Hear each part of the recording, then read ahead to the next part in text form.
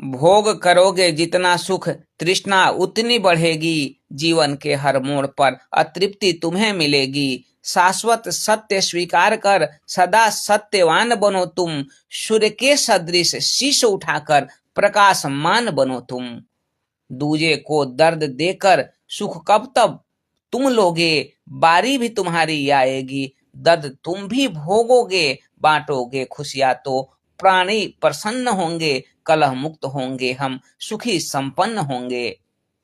तुष्टि कब मिलेगी तुम्हें, क्या इसे बता पाओगे। या थोड़े से धन के लिए खुशामत करते जाओगे। जीवन रूपी यज्ञ में अग्नि का साधन बनो तुम। बन जाओ आत्मनिर्भर, अब देश होगा स्वर्णिम।